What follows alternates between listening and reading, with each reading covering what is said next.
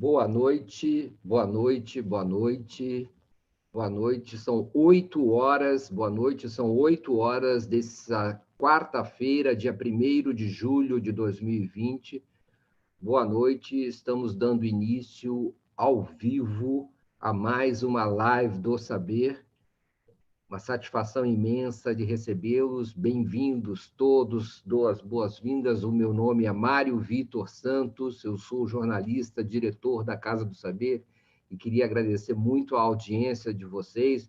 Estamos dando início a mais uma live do Saber, nessa sequência de lives que a Casa do Saber tem organizado nesses tempos de pandemia, nesses períodos de quarentena e isolamento social e catástrofe econômica no Brasil e em tantos países do mundo. Catástrofe sanitária da mesma maneira. Bem-vindos, hoje temos uma live muito especial com a honrosa presença do ex-ministro, ex-governador, ex-senador Ciro Gomes, que está aqui disponível para a nossa conversa sobre o Brasil de hoje e o Brasil do futuro. Bem-vindos todos. Essa é mais uma live, a 78ª live do Saber que nós organizamos nesses tempos de pandemia. A Casa do Saber organiza essas lives com o objetivo de falar com pessoas que entendem dos diversos assuntos, que estudam, que estão em contato com os diversos temas, com o objetivo de afastar as crendices, as superstições, os falsos conhecimentos. Temos falado com cientistas, com filósofos, com pensadores, sociólogos, enfermeiros, médicos, pesquisadores das mais diversas áreas, e nosso objetivo é justamente promover um encontro, nesse período de isolamento, com as pessoas que, enfim, querem saber mais, querem saber realmente da natureza do problema e procurar dar sentido, colocar reflexão no lugar de tanta angústia, de tanto desconhecimento e de tanta aflição. Portanto, bem-vindos todos. Essa é mais uma live do Saber que nós temos realizado nesses tempos de pandemia. Como eu dizia, essa é a live do Saber de número 78. Já tivemos aqui diversos pesquisadores, estudiosos, justamente procurando trazer conhecimento, afastar a escuridão e afastar as falsas notícias a respeito desse impressionante fenômeno que nos afeta a todos. Nós estamos, obviamente, nós não poderíamos deixar de estar ligados ao saber, ou seja, ao conhecimento, na medida do possível, ao conhecimento mais científico e rigoroso, evidenciado, contraditório, que seja possível. E também temos procurado não só prestigiar o saber, mas falar também com as pessoas que têm o saber, as pessoas que conhecem, que se envolvem com os temas, que estudam os problemas, que procuram, enfim, dar algum tipo de racionalidade a um fenômeno que de maneira tão gravemente nos afeta, e nos afeta especialmente no Brasil, onde há uma resistência da liderança ao conhecimento científico, uma negação com consequências que nós temos todos acompanhado de maneira muito preocupante. E, como eu disse, sejam bem-vindos. Hoje a live do Saber tem um horário especial, começamos às 8 horas em ponto, e hoje temos a honrosa presença do ex-governador Ciro Gomes, ex-ministro Ciro Gomes, aqui para conversar conosco. Já viemos tendo uma tentativa de nos marcarmos esse encontro há algum tempo, e finalmente hoje conseguimos realizá-lo. Queria agradecer especialmente a duas pessoas por viabilizar esse encontro, ao Henrique Vita, não é? Gestor da Casa do Saber, mas também envolvido com o PDT, será candidato nas próximas eleições, e ao assessor Vicente Gioeli, do ministro Ciro Gomes, que também viabilizou esse encontro lá de Fortaleza, onde o ministro se encontra para conversar, para dialogar conosco.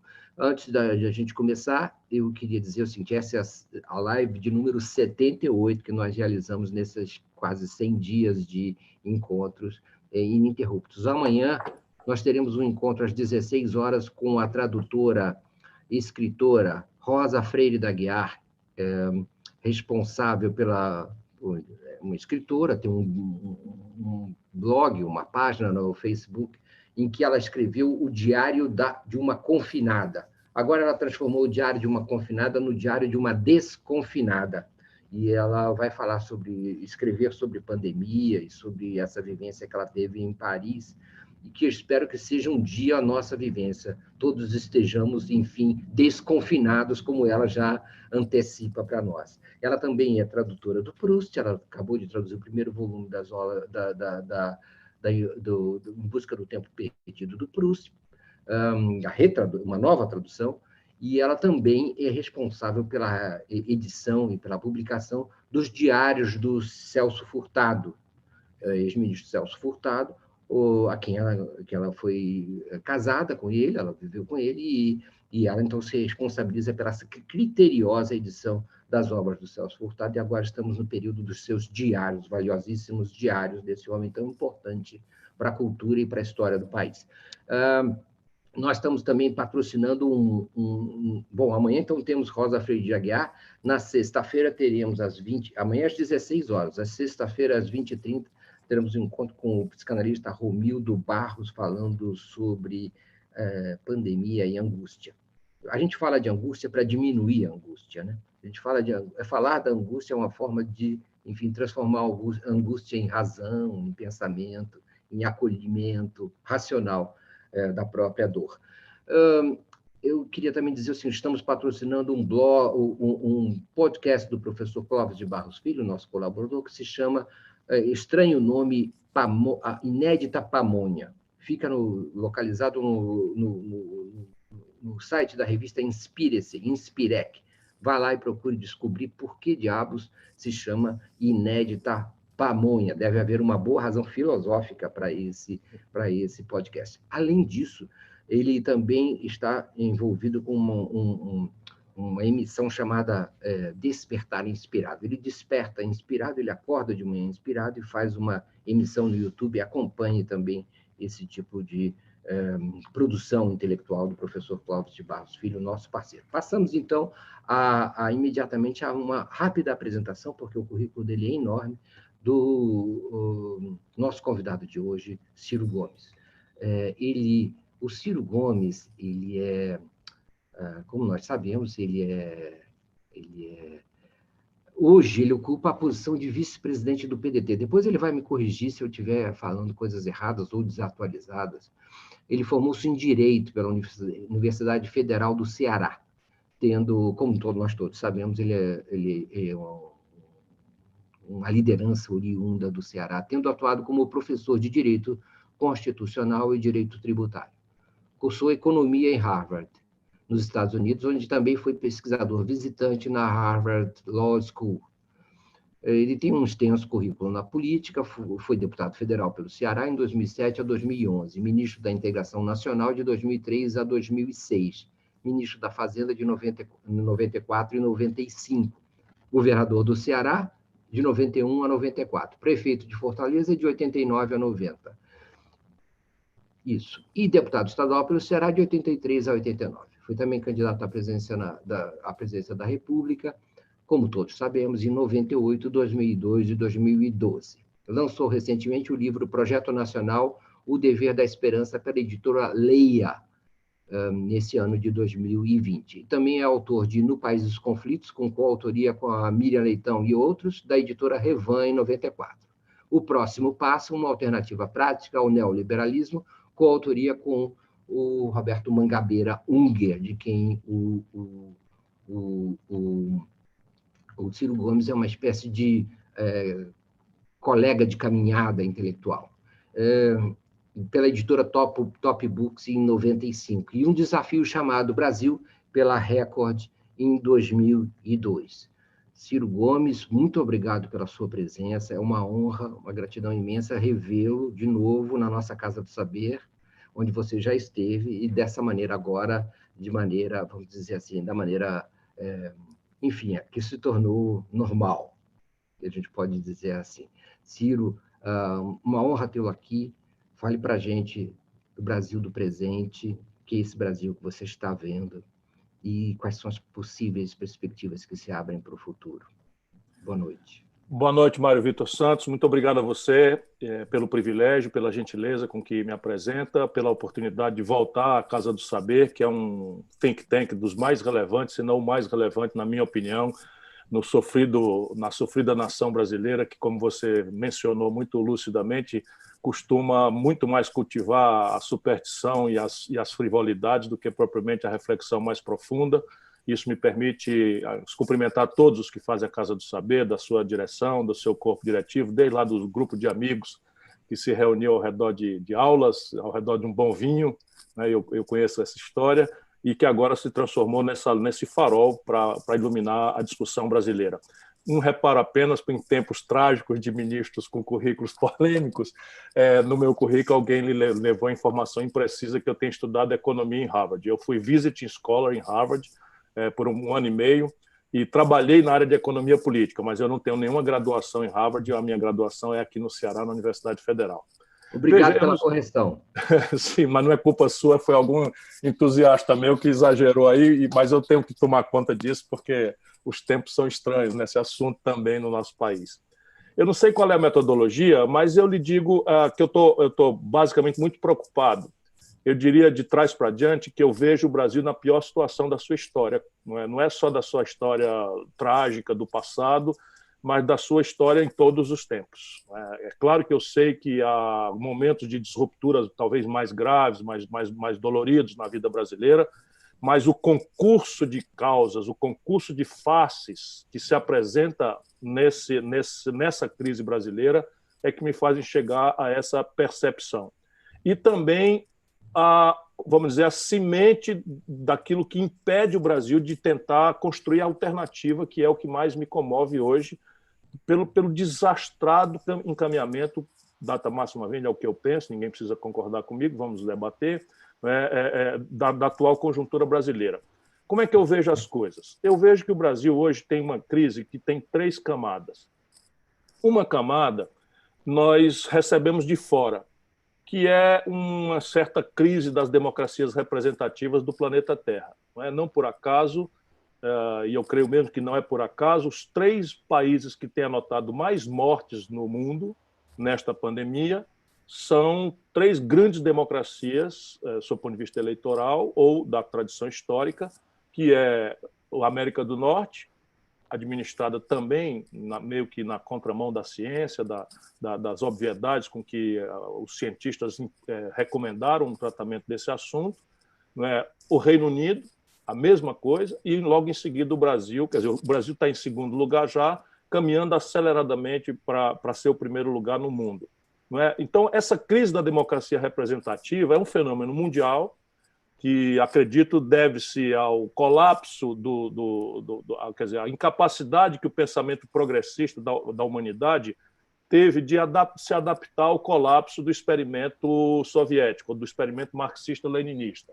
Na medida em que essa fórmula de buscar valores que me parecem perenes e universais foi definitivamente desmoralizada, parece que a esquerda europeia, especialmente o pensamento progressista, eu prefiro mencionar assim, porque é mais largo do que uma mera esquerda, é um pensamento mais amplo ao centro-esquerda, esse pensamento aceitou o dogmatismo neoliberal como uma simplificação grosseira. O Fukuyama chega a anunciar o fim da história, que basicamente seria, ao proclamarmos a vitória da institucionalidade do Atlântico Norte em oposição ao experimento soviético da cortina de ferro, deixaria como tarefa para o restante da humanidade apenas replicar essa institucionalidade vitoriosa. Isso, evidentemente, nunca coube, mas é muito difícil contraditar isso a partir da origem, especialmente porque, no pragmático, o produto europeu estava começando a rivalizar de forma muito agressiva com o produto vindo do Oriente, o produto do Oriente desonerado de qualquer cunha fiscal, que é, enfim, a cunha fiscal do Estado de Bem-Estar Social Europeu. Portanto, a ideia de diminuir o tamanho do Estado, de desentranhá-lo do domínio econômico, parecia ser um ato de sobrevivência ali nas dimensões thatcheristas, que sistematizaram esse novo consenso de Washington, depois assim apelidado. E o pensamento progressista parece ter aceito isso e imaginou dourar a pílula, humanizar o caminho. E isso revelou-se uma tragédia impraticável, e isso traz, então, uma desconfiança brutal das novas gerações europeias, e isso acaba se irradiando para o mundo inteiro, na própria democracia, na medida em que os jovens espanhóis, por exemplo, viram praticamente todo o amplo espectro partidário, ideológico, tradicional ir ao poder, replicar a mesma prática, não é? E isso eu estou falando com certo vagar, porque isso tem muito a ver com a questão brasileira, e se a gente olhar lá, a gente não sofre tanto, né, das nossos afetos e paixões e ódios que, infelizmente, também estão aí infernizando o debate no Brasil. Ciro, fique com o vagar que achar necessário, porque, enquanto isso, nós vamos recebendo as manifestações e perguntas dos espectadores. Quando você terminar, eu vou lhe fazer algumas perguntas e depois passo as perguntas do público. É essa a nossa metodologia, ok? Combinado. Então, eu estava lhe falando de 3 camadas. A primeira é esse legado de um certo colapso, especialmente entre os jovens, né, da política, como linguagem da democracia. A democracia representativa está sob cheque, não soube responder ao colapso econômico que paralisou, estagnou a Europa. Isso ali que está, me parece, o epicentro do debate, ou do não debate, e as suas consequências para o mundo. E a migração provocada pela descolonização recente ou pelas guerras que a própria Europa coordena e participa de forma central, integrando a OTAN, acabam trazendo um estresse profundo entre os jovens, né? Isso o Brasil recebe também essa espécie de influxo internacional conceitual, macroconceitual. A segunda camada da crise brasileira, para refletirmos, me parece que o Brasil desconstitucionalizou-se através de um poder constituinte usurpador. Nesse aspecto aqui, eu não estou falando de golpe de mão, não estou falando de disruptura institucional, embora até este assunto tenha voltado a nos frequentar.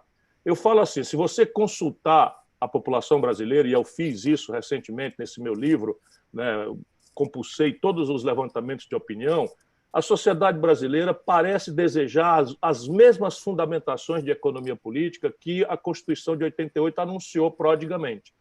Para a nossa grande alegria e entusiasmo, a nossa geração que lutou pela redemocratização do país, mas que para as novas gerações virou uma promessa mentirosa, uma promessa enganosa, na medida em que esse estado de bem-estar ao desenho europeu não foi entregue na prática. Não é? Nós prometemos uma saúde que não entregamos, uma educação que não entregamos, um salário mínimo que não entregamos, para dar exemplos bastante práticos da vida real, cotidiana do nosso povo, sem se falar que nossa Constituição não imaginou, né, a vulgarização brutal da violência entre nós, que nos faz frequentar os piores indicadores do mundo em matéria de violência contra a vida, especialmente, e esse conjunto de frustrações da sociedade brasileira, não é, né, tem a ver um pouco com a facilidade com que um poder constituinte protocolar, derivado, não é, inverte o pacto constitucional e anuncia uma agenda que consegue, inclusive, cooptar frações muito centrais do pensamento mais iluminista, mais progressista brasileiro.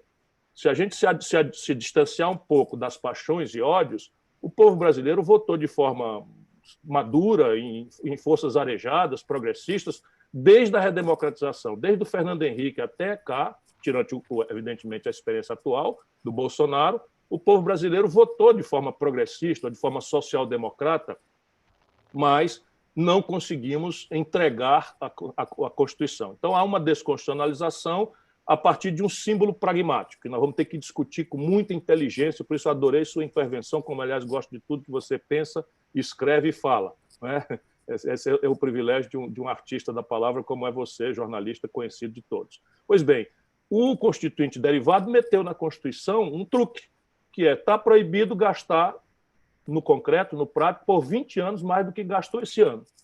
Ora, se o país ainda tem 2 milhões de bebês por ano pedindo a expansão da atenção materno-infantil, que já não era razoável, e com toda essa onda vindo para vaga em creche, vaga no ensino qualificante para o trabalho, vaga de trabalho, fica aí um sintoma muito eloquente daquilo que eu estou querendo dizer. Não é? E a terceira camada é essa camada que faz encontrar neste momento, do Brasil, né, os piores números que você pode imaginar. São 3 urgências absolutamente chocantes e que não estão refletidas com a devida maturidade pelo debate político, nem sequer do campo da oposição onde eu estou. Porque a oposição, numa democracia, ela deve estar na iminência de assumir o poder. Pelas vias democráticas, ela não pode mover uma crítica descomprometida com a percepção dialética do problema, porque trairia a iminência de chegar ao poder, que é da natureza, né, de uma democracia que nós precisamos amadurecer no Brasil. Pois bem, até a oposição acho que não está devidamente compenetrada do problema. Vamos lá. Nesse momento, 60.610 brasileiros já morreram. E as simulações, esse já é o número da agora à noite, e as simulações dos institutos de pesquisa do Brasil e estrangeiros falam, meu caro, em até 160 mil mortes. Se nós olharmos que a China, onde nasceu a pandemia, tem 1 bilhão e 300 milhões de habitantes e não morreu menos gente do que o Ceará, se nós olharmos, né, que os nossos vizinhos todos da América do Sul, que padecem das nossas mesmas contradições demográficas, de renda, de território, de sazonalidade climática, tem 1/3 dessas mortes, vai ficando flagrante a centralidade da resposta errada, anticientífica, com que o Brasil tratou, nossos governantes trataram esta pandemia. Mas ainda está em tempo da gente chamar atenção, porque entre 60 mil e 160 mil são 100 mil brasileiros cujas vidas nós, teoricamente, poderíamos salvar se fizéssemos o que temos que fazer ainda e não ficássemos nessa contradição, nesses sinais trocados. Essa é a primeira emergência. A segunda emergência está me chocando. O Brasil, as simulações que eu tenho, consultando os melhores experts e a minha equipe, que se mantém aí quase 700 pessoas trabalhando sob liderança do professor Nelson Marconi, que é da Fundação Getúlio Vargas de São Paulo, do professor Mauro Benevides Filho, que é do curso de mestrado da Universidade Federal do Ceará. Enfim, falo neles dois para não falar em 700 outras pessoas. Nós estamos falando aqui em uma taxa de desemprego que vai alcançar 20 milhões de brasileiros. Já a primeira PNAD, que sai agora, né, depois da pandemia completar 60 dias, ou seja, números de maio, pela primeira vez na história, o Brasil tem mais gente fora do mundo do trabalho do que dentro, como um sintoma, né, de uma brutal uberização na informalização brutal da economia brasileira, deixando desprotegidos e inalcançáveis, né, algo ao redor de 50 milhões de pessoas. Eram 38 milhões e 700 mil quando a pandemia começou. Nós já estamos falando aí em destruição de mais 7 milhões de postos de trabalho, mesmo precários e informais. Se nós olharmos isso na dimensão empresarial, é o verdadeiro genocídio da empresa. Daquilo que foi disponibilizado pelo Congresso Nacional como uma sanção com parte de alguns vetos do presidente da República, 0,16% apenas chegou, de fato, na microempresa brasileira dos créditos que foram consignados com um fundo de aval, com a carência ele vetou, mas com prazo minimamente compatível, 0,16%. Né? O dinheiro que o BNDES alocou para as grandes empresas não saíram sequer 5%, porque as exigibilidades, as contrapartidas, as garantias, o cadastro limpo, uma série de coisas do mundo normal estão sendo impostas a um mundo que perdeu faturamento. A indústria, em abril, tinha perdido 18,8% de faturamento no mês. Né? O comércio perde quase 30% de faturamento, né, já em 3 meses. E isso vai nos apontando para uma debacle da conta pública, que é o que mais me angustia, porque aqui nós estamos agora semeando a contradição do futuro. Veja, o órgão fiscal independente do Senado fala num déficit primário esse ano de 917 bilhões de reais. O governo vai assumir essa semana 800 bilhões de reais. Portanto, o órgão fiscal independente está estimando de forma muito próxima do que vai ser real. E isso, Mário, é simplesmente 5 ou 6 vezes o pior déficit da história brasileira em todos os tempos.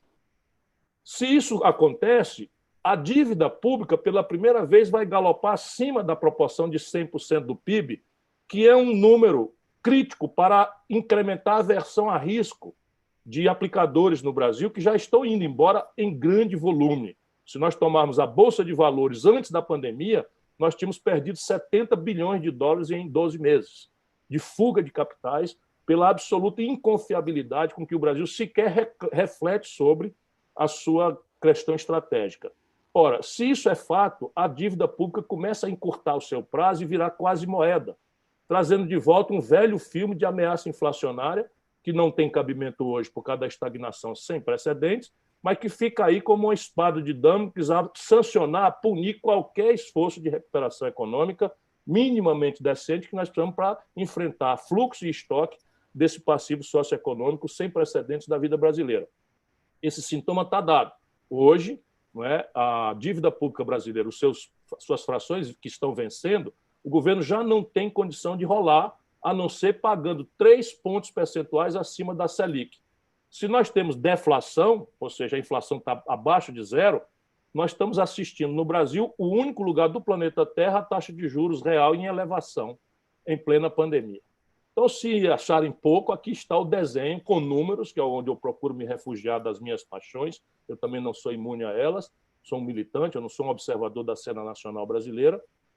Mas aqui está o terceiro aspecto teratológico, assustador, dessa crise de três menções no Brasil. Resolver essa equação. Resolver essa equação é o desafio. Por exemplo, nós precisamos agora, não é, de um plano. Nós precisamos debater um plano. Não é? O governo não tem um plano. Não parece sequer ter a intuição do problema com a sua complexidade. Eu, naturalmente, chegaria nesse debate com um conjunto de ideias, mas essas não são viáveis se elas não forem rebatidas de forma muito fraterna, não é, pelo conjunto da sociedade brasileira, porque são providências que mexem com a engenharia institucional do país, demandam uma agenda congressual, não é, que precisa sair da rotina, se é, de fato, o caso da descrição que eu estou falando desse crime. Então, qual é o motor dessa saída? É o Estado? É o investimento estatal? Veja, eu tenho procurado, volto a dizer, me distanciar dos dissensos superficiais que permitem que a vulgaridade arrogante acabe tomando lugar do debate. Então, veja, o que funciona na humanidade? Isso é o que eu estou procurando trazer como reflexão. O que funciona na humanidade, retóricas à parte, são 3 premissas. Não é? A minha pergunta, quando eu passei esse tempo retirado lá em Harvard, eu me dava a perguntar, com a possibilidade de alcançar ali os melhores cérebros que eu podia visitar, perguntar, consultar, bibliotecas mais sofisticadas do mundo, etc., eu me perguntava se haveria uma premissa civilizatória, que por trás da Babel institucional, das línguas, das histórias, das guerras e etc., será que, me perguntava, existe alguma premissa que, existindo, o êxito civilizatório é dado, não existindo, o êxito civilizatório não é dado? E eu tenho para mim, para discutir, que sim, que o êxito civilizatório depende de 3 premissas. A primeira, um alto nível de poupança nacional, ou seja, o capital que financia o desenvolvimento é o capital que se produz em casa. Então, é completamente vã, é completamente ilusório, não guarda coerência com a experiência de nenhum povo na história, e na contemporaneidade, só a única exceção é a América do Norte, porque tem um padrão monetário global, reserva de valor global, que é o dólar, intransplantável para os outros. Portanto, ninguém sustenta seu desenvolvimento com base no capital dos outros, porque ele é tanto mais interessante quanto menos você dele necessite, não é? Porque ele vive avesso a risco e ele só vem quando o risco é minimizado, e quem minimiza o risco é a sua capacidade própria de liquidez. Então, veja, e ao contrário do mito neoliberal, do laissez-faire, o nível de poupança de uma nação não é consequência fatalista do acaso, consequência de arranjos institucionais que a política faz ou deixa de fazer. Por isso, a opção pela não política, pela negação da política, que é a linguagem da democracia, é a mais grave energia conservadora, na pior acepção que a palavra conservadora possa assumir. Nós precisamos energizar a política, que significa o diálogo de inteligências distintas para uma convergência, uma síntese convergente ao redor da construção dessa institucionalidade que tira o Brasil hoje de 15% do PIB de formação bruta de capital para algo não menor do que 22%, 25% do PIB. Isso é um esforço hercúleo, praticável no Brasil, vamos especular se for da curiosidade da nossa reflexão de hoje. Segunda premissa civilizatória, também não interessa a retórica.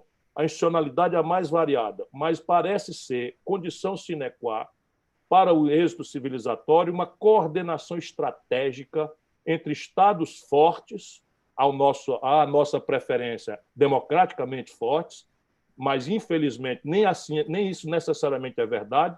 O experimento chinês contemporâneo, o experimento coreano do Sul contemporâneo não são experimentos propriamente democráticos ou liberais, são institucionalidades exóticas à luz da nossa institucionalidade judaico-cristã ocidental, mas a presença de um Estado empoderado, em convergência consensada, ou pelo menos hegemonizada de forma clara, com uma iniciativa privada rija, hercúlea, capaz de responder ao desafio, e uma convergência do pensamento acadêmico. Então, os americanos têm uma retórica liberal, o laissez-faire, etc., mas não existiria a América, especialmente a potência global que emerge das guerras mundiais, se não for a absoluta presença de um Estado poderoso que desconsidera conjunturas e momentos fiscais de curto prazo para financiar a pole position tecnológica, que é hoje a grande vantagem estratégica dos americanos, e militar.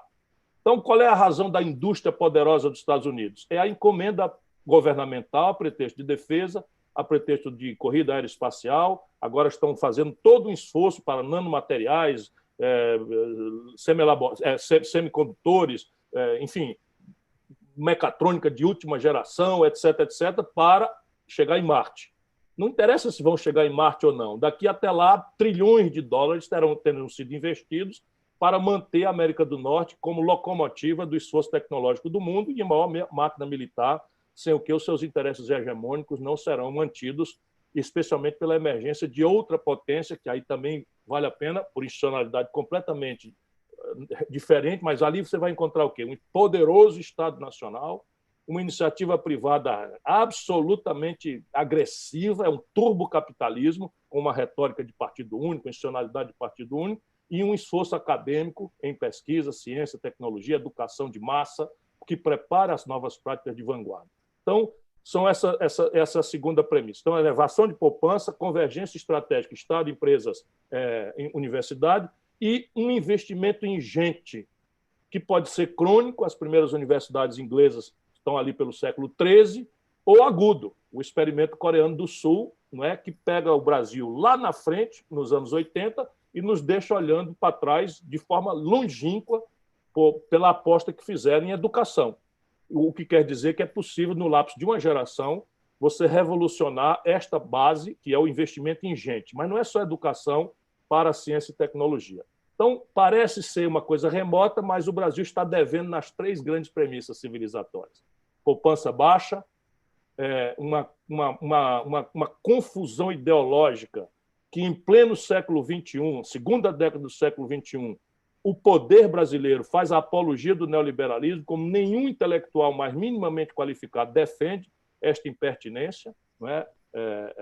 E não quero dizer que nós estamos negando o liberalismo. Quando eu falo em empresa, eu compreendo a necessidade, não é, do papel inestimável, insubstituível da empresa privada, da sua capacidade de garantir retorno ótimo na alocação de recursos escassos, mas desenvolvimento é um assunto muito mais complexo do que se pode pedir de empresa privada, ou do entrechoque competitivo individualista do laissez-faire.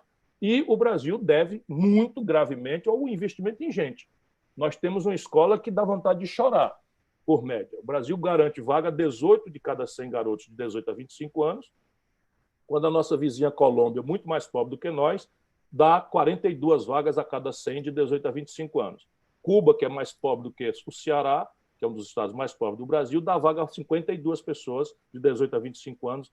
E isso é um número. Quando a gente olha a qualidade da universidade brasileira, salvo extraordinárias exceções que, felizmente, há para provar que pode ser diferente, na mesma latitude, no mesmo clima, na mesma contradição, aí dá vontade de chorar, né? A tragédia do ensino brasileiro, que é, por exemplo, na minha profissão. Hoje, você se forma em Direito no Brasil, 82% das pessoas que se submetem ao exame de ordem, que não é uma coisa tão sofisticada, não passam. E vão dirigir carro do Uber, né, que hoje estão aí, né, nessa situação precarizada. Então, aqui está o começo da conversa, quer dizer, o fim da conversa, né? E isso não acontecerá sem um projeto. O projeto supõe um plano, metas, objetivos, orçamentação, divisão de tarefas, quem faz o quê, iniciativa privada, iniciativa mista, iniciativa pública, não é? o papel do capital privado nacional, o papel do capital estrangeiro, tudo isso é possível de se esclarecer lucidamente se o método de consertar um projeto, né, estabelecer essa lógica, metas, prazos, objetivos, quanto custa e a divisão da conta de forma politicamente correta ou socialmente justa, ao contrário do que acontece hoje no Brasil. Nacional, porque o ato de empreender, ao contrário da propaganda, não é um ato global. O ato de empreender é intrinsecamente nacional, por causa do perfil do capital, custo e personalidade, por causa do nível de maturidade tecnológica, que é absolutamente diverso, globalmente falando, e por causa da escala. O empreendedor global, o chinês, chega para a competição com escala tão gigantesca que, invariavelmente, a sua unidade de bem ou serviço é mais barato do que custa produzir ou prestar a mesma coisa ou similar em pequena escala. E essa escala é caracterizada pelo nível de renda de uma população. No Brasil, 7 em cada 10 empregos vêm de pequena empresa, que, por definição, opera em pequena escala. Juro no Brasil é o mais alto do mundo há 30 anos.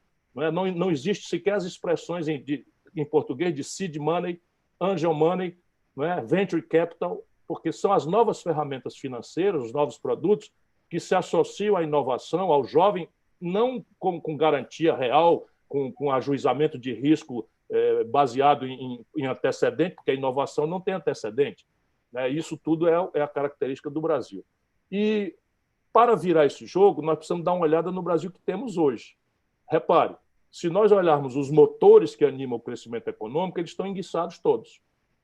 E não serão consertados pelo laissez-faire, por mais que a gente goste. Eu não tenho nenhum preconceito contra, pelo contrário. Eu compreendo o caráter indispensável da empresa privada na promoção do progresso da humanidade. Mas vamos aqui raciocinando. O Brasil hoje, antes da pandemia, tinha 63 milhões e 700 mil pessoas proscritas do crédito com nome sujo, humilhados no SPC. E na conta no outro lado dessas pessoas está um sistema financeiro cartelizado, em que 82% de todas as transações financeiras estão na mão de 5 bancos. Nenhum país do mundo capitalista suporta isso. Depois você tem, isso é o primeiro motor da atividade econômica, que é o consumo das famílias. Emprego e renda em deterioração sem precedentes e o crédito colapsado. Ou há uma política pública que nós precisamos amadurecer para ajudar isso a ser superado, ou esse motor que puxa 60% do PIB está enguiçado e não vai acontecer. Segundo, o endividamento empresarial sem precedentes. Ia chegar a hora. 30 anos da taxa de juros consistentemente mais alta do que a rentabilidade média dos negócios, da economia real, podiam ser suportados por uma economia fechada. Na medida em que agora a economia, o e-commerce, perfura toda e qualquer tentativa de proteção, não há mais como o empresariado brasileiro repassar para o consumidor esta ineficiência que é o custo do capital. Então, está quebrando em massa. O Brasil tinha 30% do seu PIB industrial em 80, hoje é 10%. E vai para zero, porque a indústria compete globalmente. E é completamente ilusória a crença de uma certa fração da nossa elite, não digo nem que esteja de má fé nisso, é apenas imprudente o raciocínio, de que nós vamos pagar o consumo moderno que a nossa população aspira, porque conhece pela internet, pela televisão, pelo cinema, com soja, milho, minério de ferro in natura e petróleo bruto. Essa conta ela não fecha se você olhar a sofisticação dos valores agregados em microeletrônica, automóveis, informática, meios de diagnóstico médico, química fina, bens de capital, etc., tudo muito mais caro do que esses produtos tradicionais. E depois você tem o terceiro motor, também 1 trilhão e 400 bilhões consta ser, antes da pandemia, o endividamento consolidado do empresariado brasileiro. Cai na mão de um sistema financeiro absolutamente infenso a risco, como é compreensível, mas gravemente oligopolizado. Só para você ter uma ideia, o Banco Central, 48 horas depois de decretada a emergência, colocou do seu caixa, do caixa do Banco Central, 1 trilhão de reais, fora 200 bilhões de reais de afrouxamento de compulsório, mais 1 trilhão de reais do caixa do Banco Central no sistema financeiro brasileiro, na crença não normatizada de que essa super oferta de dinheiro faria o crédito expandir e o juro, que é o preço do dinheiro, cair. Pois bem, encolheu a oferta de crédito e os juros subiram no Brasil. E chega no fim da tarde, essa montanha de dinheiro empossada no caixa dos bancos é emprestada para o governo numa tal operação compromissada, ganhando a Selic. Então, por que vai emprestar com risco para a empresa? Não há a menor chance de fazer isso, porque nós estamos emprestando por 4 dias. O governo está tomando emprestado por 4 dias. 1/4 da nossa dívida pública está sendo rolada em 4 dias, o que é sem precedente no mundo. Então, ou a gente tem uma política pública para compreender estrategicamente esse endividamento empresarial, ou a outra grande ferramenta, que é o investimento empresarial, de puxar o PIB, também não tem. A terceira obviedade é o investimento público. Nós chegamos a zero. Então, o Brasil, que já chegou a investir 2,5%, 2,75% do PIB, ali, quando estavam terminando o regime militar com o general Geisel, nós chegamos agora a 0,25% do PIB no ano passado e a zero agora. Então, nós temos 26 mil obras públicas paradas. O projeto de integração de Bacia do São Francisco foi projetado por mim, custava ao redor de 4 bilhões de reais e dava para ser executado em 3 anos. O Brasil acabou de executar uma etapa importante, o Bolsonaro veio inaugurar, e simplesmente custou 14 bilhões de reais, por desgraça, coincidência, 14 anos depois. A Transnordestina está parada, né? As projeções da interoceânica estão paradas, a duplicação da chegada no Rio Grande da BR-116 parada, são 26 mil obras paradas.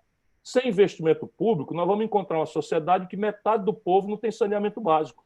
E a gente dizendo, fique em casa, faça o isolamento social. 14 milhões de pessoas moram em cubículos de 50, 60 metros quadrados, 6 pessoas. E não tem água para lavar a mão. Essa é a grande questão, não é, do colapso do investimento público no Brasil. Isso também tem que ser consertado, senão não tem PIB. E, por fim, o Brasil caiu no encalacrada. Ao se desindustrializar passivamente, todo e qualquer crescimento que se aproxime de 2 pontos percentuais, que é a média crítica dos anos 80 para 2010, agora desceu para zero, 2010, 2020 desceu para zero, o Brasil apresenta um rombo nas suas contas com o estrangeiro. Óbvio, porque a gente cresce, expande o consumo é saciado com importações, essas importações aniquilam o balanço de pagamentos, você tem uma pressão na taxa de câmbio, que é transmitida para a inflação, por a hiperindexação da economia brasileira, e nós tentamos estupidamente colocar a economia do Brasil no tal piloto automático, que nem tem literatura, nem precedente empírico assim combinado. Câmbio flutuante, superávit primário e meta de inflação. Pronto. O efeito colateral do desenvolvimento é zero. Nós não temos compromisso nenhum com o desenvolvimento. Portanto, tem que ter uma política industrial de comércio exterior. Para quê? Para voltar ao old-fashioned way, aos saudosos anos 60, anos 70? Não. É porque nós não temos alternativa. E aí você tem obviedades que saltam do balanço de pagamentos. Por exemplo, petróleo, gás e bioenergia. Qual é a explicação para o Brasil estar com um terço da capacidade de refino parada e importar 300 mil barris de petróleo, de derivado de petróleo dos Estados Unidos? Sabe? Gasolina, querosene de aviação, óleo diesel, gás de cozinha. Qual é a explicação? Não é tecnológica, não é poupança, não é nada. É corrupção, não tem outra explicação. Pensa que a corrupção agora é negócio de cobrar propina em obra, isso é corrupção de punguista. A corrupção agora tem outra característica, outra cara, não é? E é em offshores que essas comissões são pagas, etc, etc. O boboca do Bolsonaro talvez nem tenha ideia do que está acontecendo. Depois você tem o complexo industrial da saúde. Está escrito no livro, mas agora virou tragédia. Veja, o Brasil tem que importar. Fazendo manobra aqui no Ceará, nós conseguimos fazer um voo clandestino de uma transportadora da Etiópia, traficando amizades minhas lá em Pequim, para poder conseguir trazer respirador, EPI é equipamento de proteção individual. Nós estamos importando do estrangeiro máscara, touca, bata, respiradores, um monitor de UTI. Isso daí são 17 bilhões de dólares de encomenda pública federal por ano. Qual é a explicação? 80% disso a patente está vencida. Você, com engenharia reversa, bota isso como uma ferramenta de desenvolvimento regional, estabelece incubadora de empresa com garotos saindo da universidade, com copia-cola, tecnologias rudimentares em parte dessas questões, cama de hospital, próteses, bengala, enfim, fármacos de baixíssima sofisticação, tudo com patente vencida, né? Depois você tem, enfim, esse conjunto de ferramentas, endividamento das famílias, tem que ser ajudado, não vai acontecer espontaneamente. Endividamento empresarial, a restauração do investimento público e uma política industrial pela lei do menor esforço, né? economizar poupança, avançar onde nós temos alguma autonomia intelectual e onde o mercado doméstico já nos oferece uma escala mínima para suportar a competição global. A partir daí, uma política industrial de comércio exterior que procure perfurar mercados, né, em troca de comprometimentos estratégicos. Temos que tratar com a China em matéria de segurança alimentar e não de quanto custa uma tonelada de soja no mercado spot. Enfim, tudo isso está pensado, mas é serviço pesado. Importa num consenso, ou pelo menos numa discussão política, de outro nível, de outra metodologia, que é muito longe do que está acontecendo no Brasil. Desculpa, eu me entusiasmei, porque a Casa do Saber provoca em mim esse tipo de vontade. Né? Você, se eu posso dizer assim, Ciro, é a pessoa ideal, porque você procura fundamentar, em um contexto maior, as suas opiniões, e isso é justamente o sentido das coisas aqui nessa conversa, é justamente esse. Senão não haveria sentido fazer isso. Tudo que você fala tem um sentido em si, interno, mas, se me permite, Claro. ele depende de arranjos que são políticos e, às vezes, muito objetivos, eleitorais. E nós estamos vendo aqui duas coisas. Primeiro, há um problema, que eu não sei até que ponto você julga relevante, que é o governo Bolsonaro, que é se é possível fazer isso nessa situação. É preciso impedir o governo Bolsonaro? É preciso retirar Bolsonaro? Uma pergunta. A segunda, depende de arranjos eleitorais e políticos, de situações políticas, também a remoção dele e também a remoção dele também depende de perspectivas eleitorais futuras, porque ela está imbricada também nessa problemática. Você teve, me permita, teve uma campanha eleitoral duríssima contra o PT, o Lula e os outros adversários, Fernando Haddad. Houve lá um episódio em que parte do PSB e outros partidos decidiram não apoiar você e apoiar o PT em última hora. Aquilo ali parece ter gerado ressentimentos. E você foi embora. Você foi embora no segundo turno e me permita sair da altitude em que você colocou o problema e cair, vamos dizer assim, para uma coisa que às vezes você repele, que é essa polarização, essa discussão. É possível superar isso? Você é responsabilizado por esse problema, e eu não sei até que ponto você repele isso de ter ido embora na hora da decisão, isso teria favorecido ou não Bolsonaro entrar no poder. Você pode arredondar essa coisa? Porque isso não é por causa de responsabilidades, não. É porque isso tem importância não para o passado, mas para o presente e para o futuro. Sem nenhuma dúvida. Eu acho que se há 3 urgências que pedem um grande consenso, há 2 questões que pedem que nós organizemos o dissenso. Então, essas 3 urgências eu já destaquei. Salvar vidas ante uma atitude anticientífica que pode matar mais 100 mil, além dos 60.610 que já mataram. Salvar empregos e empresas do maior genocídio empresarial e de empregos da história e salvar as liberdades democráticas durante esse pulso autoritário, coadjuvado por meia dúzia de generais de pijama, bandoleiros que traem o uniforme de Caxias e o juramento constitucional, não é? E que não tem a ver com a esmagadora maioria das Forças Armadas, que eu tenho conversa, tenho contato e está noutra. Porém, essas 3 urgências pedem um imenso consenso, uma grande unidade de todos nós, que é a civilização contra a barbárie. Entretanto, se nós quisermos, de fato, virar o jogo, nós precisamos aprofundar, se possível, respeitosamente. Mas se não for possível respeitosamente, porque 2 pessoas só brigam quando as duas só não brigam quando as duas não querem. Então, se uma delas quer brigar, vai ter briga. No caso, é a burocracia corrompida do lulopetismo, na minha opinião. Por quê? E não é para olhar para trás. De novo, você muito lúcido fala em olhar para frente. Nós precisamos fazer uma pergunta humilde. O que aconteceu para que o povo brasileiro, que ao longo de 30 anos de redemocratização votou de forma arejada, tirante o Collor lá atrás, nós pegamos 8 anos de Fernando Henrique, 8 anos de Lula e mais 6 de Dilma. Então, o povo brasileiro, numa conta bastante generosa, votou para este lado, para o centro e a esquerda, para o progressismo, para os democratas, para as pessoas que têm compromisso com as virtudes republicanas, por assim dizer. Agora temos um fascistoide, não é? Completamente despreparado, analfabeto funcional, boçal, uma família de bandidos, ligada à milícia do Rio de Janeiro, ligada à corrupção da mamatinha, de desviar dinheiro de gabinete de deputado. O que aconteceu para o povo brasileiro ter essa inflexão? Se nós não entendermos isso, nós não vamos nos reconciliar com o povo brasileiro.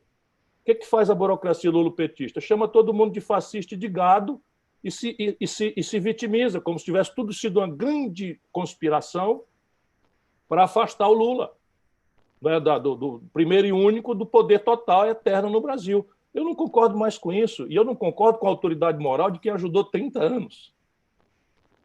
Eu ajudei 30 anos.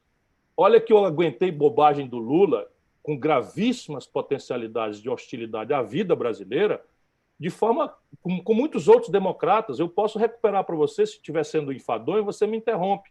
Mas por que entornou o caldo desta vez? Por que não repetir? Porque foram 30 anos de engolir absurdos que o Lula, em nome de uma coerência, o projeto de poder dele e do PT. A começar, primeiro, lá atrás, o Tancredo Neves montou uma engenharia. Você lembra disso? Era muito jovem, mas lembra, eu já era deputado estadual. Comecei com 25 anos de idade. O Tancredo Neves montou uma engenharia delicadíssima para precipitar o fim do regime militar, e a ideia era ir por dentro do colégio eleitoral. Chega na hora que estava tudo arrumado, eu já era deputado estadual, estava nessa luta do Tancredo, o Lula se recusa a ir para o colégio eleitoral, se recusa a apoiar o Tancredo Neves, expulsa a Beth Mendes e o Ayrton Soares, que ainda estão aí para nos dar o testemunho. Deixa para lá, o Lula é um jovem agressivo, está começando a vida, não conhece ainda as malícias da história, deixa para lá, esquece. Vem a primeira eleição nacional, né? Aliás, tem antes outra, chega a Constituinte de 88. Nós fizemos uma engenharia delicadíssima, estava ali a redemocratização institucionalizada do país, ali estavam a volta das franquias republicanas, o anúncio de um generoso estado de bem-estar social. Lula recusa assinar a Constituição, determina que o PT não assine a Constituição. Deixa para lá, o Lula quer fazer uma intransigência simbólica porque quer se preservar, vamos compreender isso, deixa para lá, passa a mão na cabeça, chega 89, primeiras eleições presidenciais diretas. Só um candidato perdia para o Collor, Luiz Inácio Lula da Silva. O Covas ganharia, a quem eu apoiava naquela data, o Brizola ganharia, que tirou o terceiro lugar, e as simulações de pesquisa estão todas aí. Essa internet tem essa beleza, você pode acessar documentadamente o que você está falando. Lula se impõe como candidato, ganha por 0,68%, menos de 1% de maioria do Brizola, e perde a eleição para o Collor. Deixa para lá, o Lula está fazendo a obra dele, é o PT. Todos nós votamos no Lula no segundo turno. Todos nós. Covas, Brizola, eu, bababá, todo mundo votou no Lula, deixa para lá e tal. Entregamos o país ao Collor, lá se vê a tragédia, impeachment, etc, etc. Plano Collor, aquela confusão, sequestro de poupança. Nada disso tem a ver com a imprudência, com o caráter obcecado pelo poder miúdo que o Lula faz. Aí vem, né, na sequência, o Lula, para não ficar o tempo todo, o Lula pega e bota a Dilma Rousseff, pessoa honrada.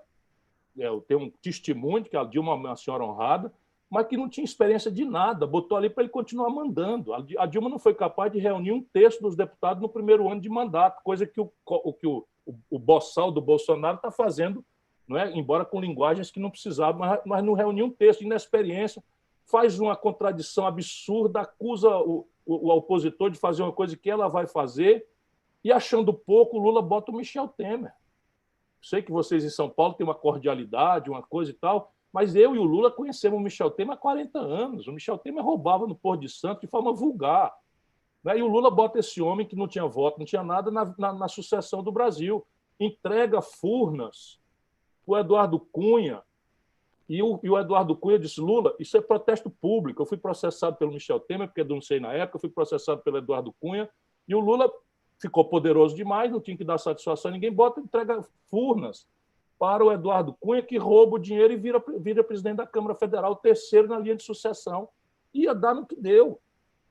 Percebe? Ia dar no que deu. Aí chega nas eleições, o Lula, dentro da cadeia, aproveitando o carinho justo que ele merece de muitas amplas fações da população brasileira, especialmente entre os nordestinos, para quem o salário mínimo melhorou muito, né, para quem as políticas de renda, de transferência de renda, as políticas sociais compensatórias têm uma relevância grave, né, muitas coisas foram feitas, etc., etc.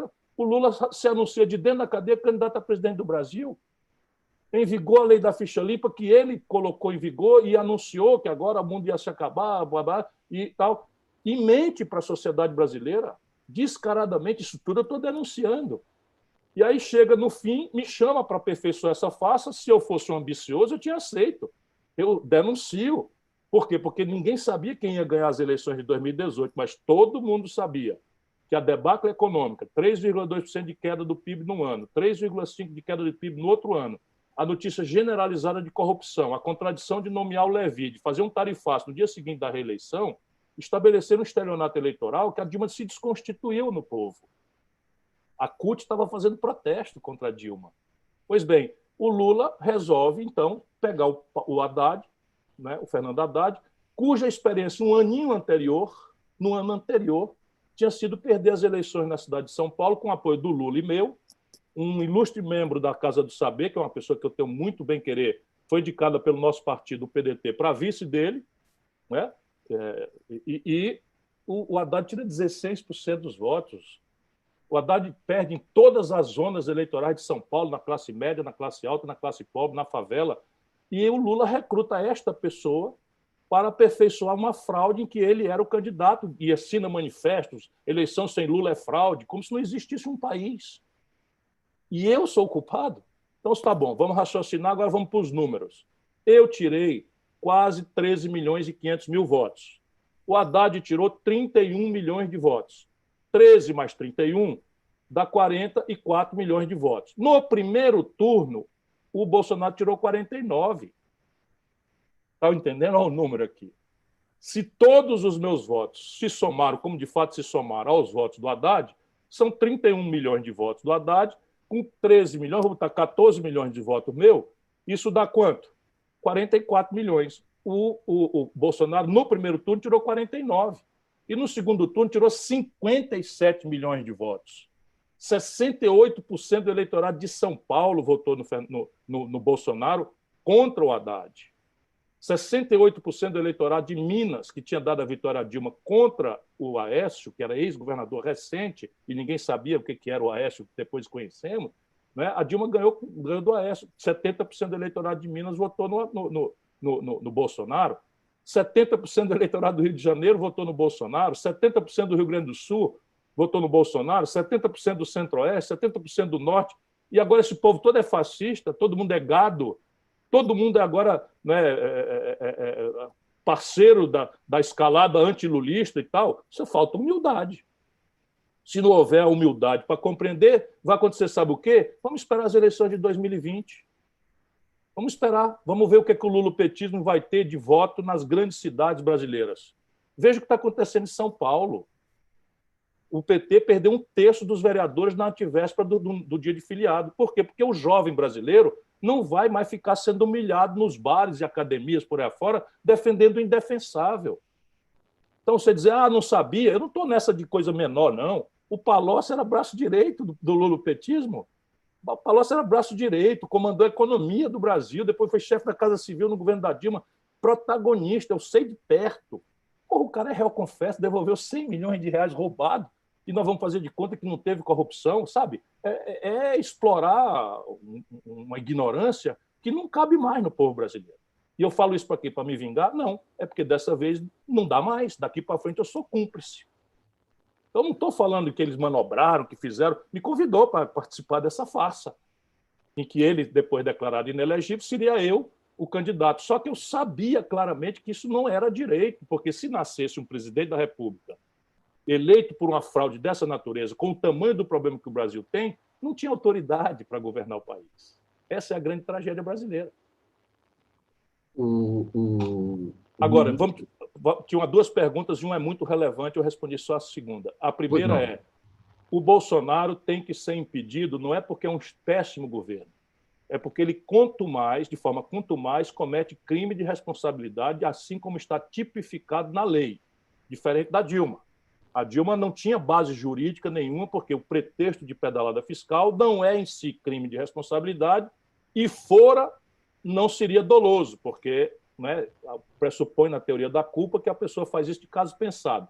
E não passa na cabeça de ninguém que um presidente da República que assina 50 mil documentos por dia vá saber quais são as consignações orçamentárias de uma suplementação que todos os presidentes fizeram com assentimento do Tribunal de Contas. Portanto, não tendo base jurídica, houve política. Agora é o inverso.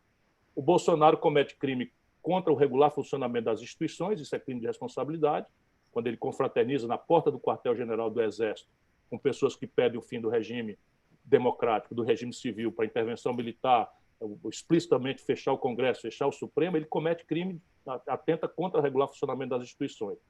Faz o exercício do genocídio, né, o charlatanismo, prescrevendo remédio na televisão, e conspira contra vamos dizer, a obstrução da justiça, promove a obstrução da justiça, quando se apropria das instituições da República, Controladoria, Polícia Federal, etc., para a defesa sua, de sua família e amigos, como ele próprio anuncia naquela terrível reunião do dia 22 de abril.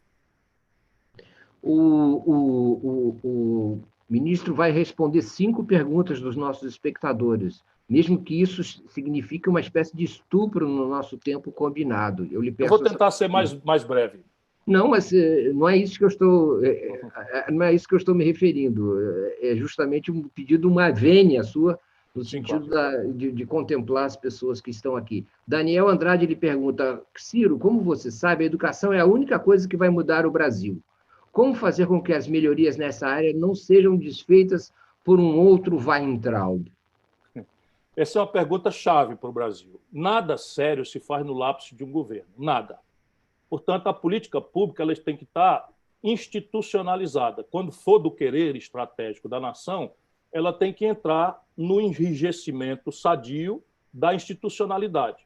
Na educação, por exemplo, o Ceará, e eu uso como exemplo porque a retórica está muito desmoralizada, nós temos hoje a melhor escola pública do Brasil. A minha cidade, Sobral, que é uma cidade encravada no semiárido do Nordeste, tem o melhor IDEB do Brasil e nós já substituímos o IDEB pelo PISA, que é a avaliação internacional, e não é uma escola, não, é a rede toda.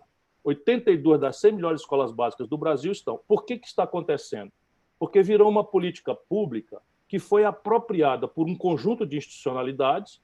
Por exemplo, hoje, no Ceará, a cota-parte do ICMS distribuída pelo Estado aos municípios não é mais uma distribuição passiva, que apenas conta as cabeças dos habitantes e soma o valor adicionado, como é no Brasil. Hoje existe um critério dinâmico que é quanto das metas de qualificação do ensino, apurado pelo desempenho dos alunos. Portanto, os alunos, as famílias, os alunos, eles vão dizer, pela sua eficiência, pela eficácia com que eles se apropriam da educação, que o município vai ganhar mais ou menos dinheiro. Isso está na lei, está na Constituição do Estado do Ceará. Mas é mais importante do que isso, é a base da sociedade. Então, criou-se de um tempo para cá, isso tem 20 anos que começou, né? De um tempo para cá tem uma emulação agora. Vão sair os rankings, ficam os municípios brigando, porque tem prêmios, a melhor escola adota a pior escola, qualquer que seja o município, e há uma emulação muito grande. O governo distribui para os melhores alunos, distribui tablets de última geração, com conexão com a internet de alta velocidade, nós temos um cinturão digital com fibra ótica público, conectando todas as escolas do Ceará. Então, é uma aposta que você vai ver se ela é retórica ou não na institucionalidade, e depois que essa institucionalidade se afirma, ou durante ela se afirmar, a sociedade apropria aquilo, e ai do prefeito agora que der para trás no ranking do seu município, porque ele vai ser mal falado. Então, essa é a única saída para o Brasil. E nós não temos nada disso. O paradigma pedagógico no Brasil hoje é lixo puro, né? Os professores se esfolando, ganhando em São Paulo, na cidade de São Paulo, um professor ganha R$ 2.638 por mês. Na cidade de São Paulo, a cidade mais rica da América Latina, um professor ganha R$ 2.638 de salário por mês. E vive com dificuldade de treinamento, de qualificação, de estrutura de acompanhamento, não tem a sua folga para planejamento, não tem... Enfim, uma série de inovações que estão previstas nas melhores práticas internacionais e na própria Lei de Diretrizes e Bases da Educação no Brasil e que não são tiradas do papel. Por quê? Porque na sociedade brasileira as emergências são tão dramáticas, violência, desemprego, doença, saúde, maltrato no hospital, que quando você hierarquiza no discurso político, é bafo puro, conversa fiada. Não tem correspondência na orçamentação. Veja a proporção dos gastos com educação estado a estado e veja qual que gasta mais, percentualmente. Aí você diz que tem uma aposta na educação, de verdade.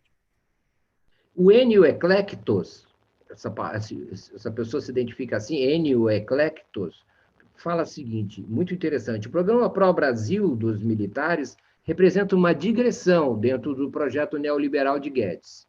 O que Ciro teria a dizer a respeito dessa aparente contradição interna no governo?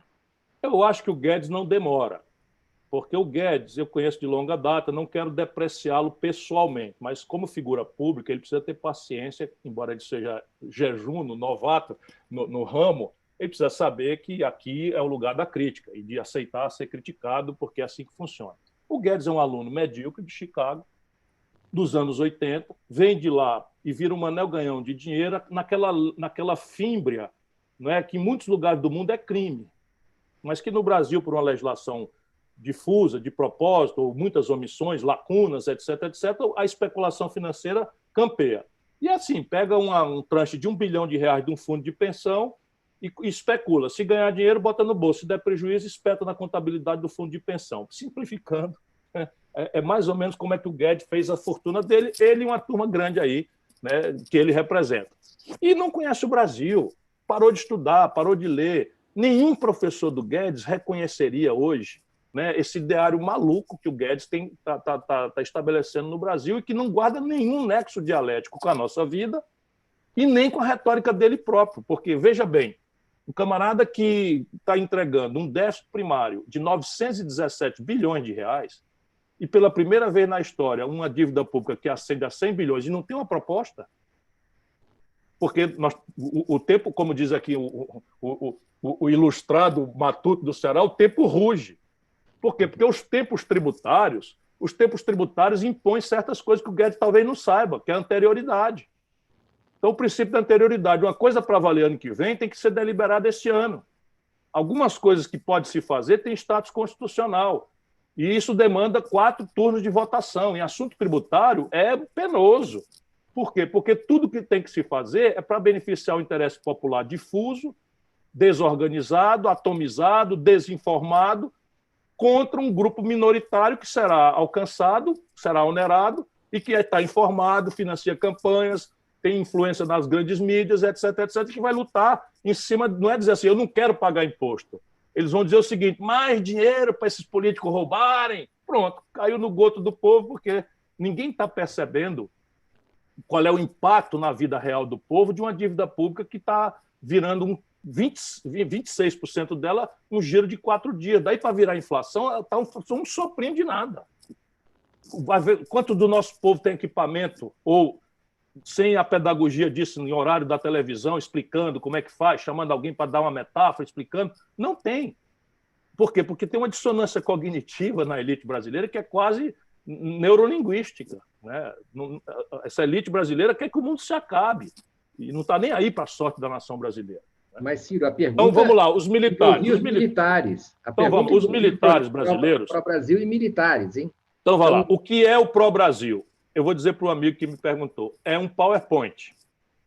Então, é um PowerPoint que fala algumas obviedades que eu já falei aqui. 26 mil obras paradas. Isso é uma obviedade. Se começou a obra, ela já está licitada, está licenciada, os impactos ambientais já foi feito, uma parte do dinheiro já foi gasta, e a ineficiência de se deteriorar impõe que a gente, o quanto antes, retome essas obras e termine. Só que tem um probleminha, a orçamentação.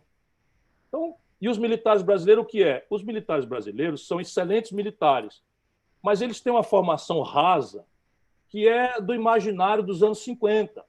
Então, a formação rasa dos militares brasileiros é nacional-desenvolvimentista. Então, eles compreendem com muita naturalidade, o velho Geisel foi o último espasmo do nacional-desenvolvimentismo, fez o polo petroquímico de Camaçari, destratou com os norte-americanos o acordo militar que nos vedava trazer transferências tecnológicas de natureza sensível, como a energia nuclear, que ele tratou com os alemães, etc., etc. E ali havia um projeto, né? Havia um projeto, reaproximou o Brasil da China, pioneiramente, embora os americanos tivessem já aberto o caminho com Nixon, Kissinger, etc. Mas havia ali, foi a última hora que o Brasil teve uma compreensão estratégica. Olha o que eu estou dizendo. Um ditador, né, cuja conta estão aí mortes, torturas, etc., etc., foi o último presidente da República que administrou um plano no Brasil. E essa é a formação dos militares. Rasa, né, rasa que nem um lago de 2 dedos de profundidade. E acham que pode dominar, por exemplo, o Ministério da Saúde em plena pandemia. Então tem lá um general da ativa, intendente e paraquedista, que ocupou 23 cargos técnicos do Ministério com militares, nenhum deles, a partir do ministro, com qualquer vivência, qualquer experiência em saúde pública, e um empresário, sem qualquer vivência. Então, são 24 cargos técnicos, eu conheço muito bem a administração brasileira, toda a estrutura do Ministério da Saúde, na pior pandemia da história, do mundo e do Brasil, sem rival. Nós estamos atingindo 1,5 vezes o número de mortes que o Brasil teve na Guerra do Paraguai, que foi uma guerra genocida. Morreram 40 mil pessoas, nós estamos com 60 mil, 1,5 vezes a Guerra do Paraguai, e a responsabilidade é desta gente. O que o general, não sei das quantas, entende de saúde pública, pelo amor de Deus? Mas está lá, arrogante, determinando protocolo de cloroquina, que o Hospital Albert Einstein, cheio de cientistas respeitados no mundo inteiro, baniu. Aí o Bolsonaro manda que o Exército compre cloroquina. O Exército vai lá para obedecer o comandante, compra toneladas dessa porcaria, e por 6 vezes o preço, ou seja, vem aí uma denúncia moral e penal contra Forças Armadas titulares da ativa, por ordem arbitrária de um charlatão como o Bolsonaro, que mandou comprar cloroquina, que está estocado, tem 18 anos de estoque de cloroquina no Brasil, sabia? 18 anos. E aí estão faltando em 21 estados e Distrito Federal os fármacos para, vamos dizer, dopar o doente que vai precisar ser entubado. 21 estados e Distrito Federal está faltando os fármacos essenciais. Isso é um negócio de doido que está acontecendo no Brasil. E aí agora, o que está acontecendo? O Bolsonaro está sentindo faltar o chão nos pés. E o que eles entendem? Eles entendem disso. Vamos chamar o velho Estado e fazer obra, se possível com a engenharia do Exército. É o que eles entendem. Quer dizer que é mal? Não é, mas é raso. Cadê o dinheiro? Cadê o dinheiro? De onde é que vem o dinheiro? Ô, general, quanto custa o Plano Brasil? Qual é o prazo de execução? Quanto custa? De onde é que vem o dinheiro? Eu estou informando ao cidadão lá verde oliva, que está faltando simplesmente 0 taxa de investimento público no Brasil esse ano, e sem investimento, 917 bilhões de reais de déficit. A impressão que dá é que a live do acordeon foi uma espécie de requiem mal ajambrado do próprio ministro, não é? E é engraçado, e não deixa de ser engraçado, e eu acho cômico, mas é trágico, é tragicômico. A Débora Barbosa lhe pede alguma luz sobre alguma prosperidade econômica que reverta a uberização, a precarização do nosso mercado de trabalho. Ela está falando, então, das pessoas, né, Ciro? Nós precisamos ganhar um conceito para o qual nós estamos perdidos. Não é? O conceito é que jamais prosperou. Isso é uma coisa que eu digo assim, eu uso essas palavras superlativas e corro, às vezes, muitos riscos, mas eu vou dizer de novo. Jamais prosperou qualquer nação do planeta Terra que tenha introduzido insegurança jurídica e econômica no mundo do trabalho. Por quê? Porque o capitalismo moderno se afirma no consumo de massa. E o consumo de massa, naturalmente, só ocorre em ambiente em que a renda tem uma crescente proporção, a renda do salário tem uma crescente proporção na renda geral do país. Não por acaso, agora para sustentar a exemplaridade, o país que é mais competitivo do mundo não é a América do Norte nem a China. O país mais competitivo do mundo é a Alemanha. E não por acaso é onde está o maior custo por hora trabalhada do planeta. A China já passou o Brasil por custo por hora trabalhada. E aí veja o que é que o maluco do mundo capitalista brasileiro faz. E a distorção é o vício em juro. O que é que nós estamos fazendo? Destruindo a renda do povo, a proporção dos salários na renda nacional está encolhendo, né? Destruindo a formalidade do mercado de trabalho, e vamos achar que vamos resolver a equação da Previdência. A Previdência Social esse ano, depois da tal reforma, não sei o que e tal, e eu disse, é mentira, mentira, mentira, ninguém quer ouvir. Ninguém quer ouvir. Fica todo mundo na manchete que o Brasil precisa. Claro que o Brasil precisa de uma reforma da Previdência. A demografia brasileira está envelhecendo, nós precisamos tratar esse assunto. O Brasil, a Argentina e a Venezuela são os últimos 3 países do mundo, dos 60 e tantos que eu estudei, que mantém um regime puro de repartição, que só funciona com 2 premissas que sumiram da vida humana. Demografia jovem, né? 10 pessoas jovens trabalhando para financiar um aposentado com expectativa de vida baixa, né? E alta formalidade do mercado de trabalho. As 2 coisas sumiram da vida do mundo e do Brasil mais dramaticamente. Então, o regime de repartição está quebrado, esse daí está morto. Nós vamos voltar a falar em reforma da Previdência hoje. Quando a gente for olhar o déficit esse ano, é o maior da história. Por quê? Porque eu estou brutalmente informalizando o mercado de trabalho e estou destruindo a renda da Previdência. E mantive os privilégios. Porque 2% dos beneficiários levam 1/4 de tudo. Quem são eles? Os generais, os políticos, os procuradores, os juízes. E ninguém mexeu em nada disso. Foram mexer 83% do sacrifício em quem ganha R$2.000 de salário, até R$2.000 de salário. Esse é o nosso país, com o consenso em que na televisão ninguém que tivesse uma opinião, e olha que eu me dei o trabalho de apresentar um projeto alternativo, que é uma coisa que a oposição não está muito obrigada a fazer, não, mas eu apresentei um projeto com todas as orçamentações, os custos, corre o risco de incompreensões, nada, nem direito de mostrar na televisão comercial eu tive, porque aqui tem o consenso. Tem que fazer a reforma. Agora é o seguinte, reforma tributária. Vamos fazer a reforma tributária. 27 estados do Brasil, o Brasil tem, 17 estão quebrados. Antes da pandemia. E aí, sabe quem está quebradinho? Da Silva? Se não for o congelamento do salário dos servidores e passar 8 meses sem pagar dívida com uma liminar, o poderoso estado de São Paulo. A taxa de investimento de São Paulo está se aproximando de 0, e se eles fizerem uma reforma fiscal, uma reforma tributária, na direção de um IVA, que é o que o mundo inteiro faz, esse tributo tem uma natureza, ele é cobrado no destino, no consumo. São Paulo quebra para nunca mais achar o caminho da roça de volta pelos próximos 30 anos.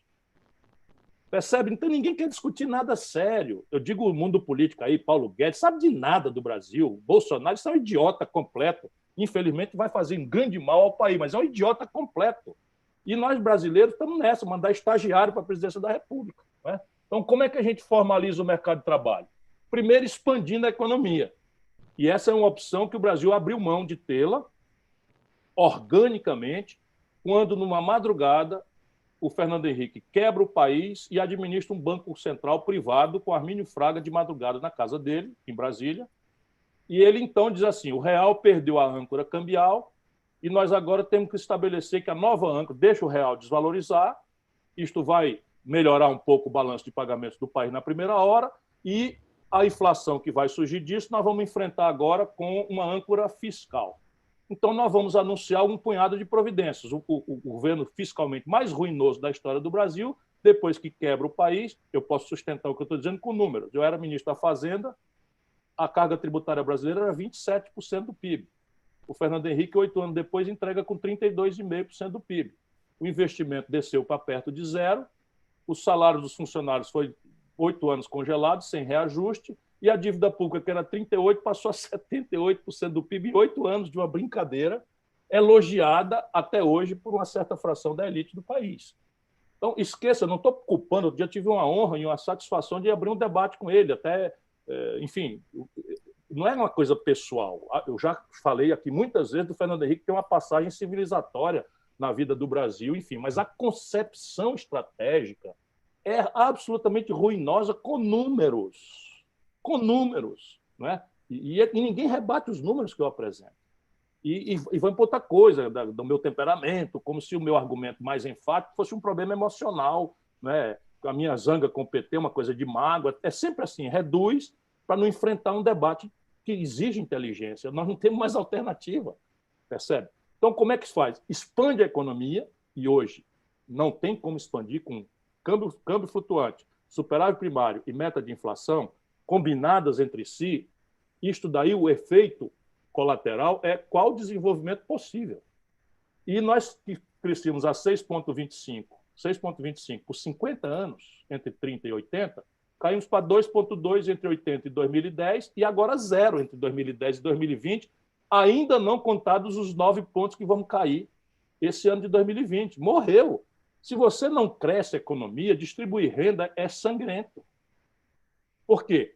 Porque se você expande a economia, o excedente você pode antecipadamente apropriar uma parte disso para distribuir renda.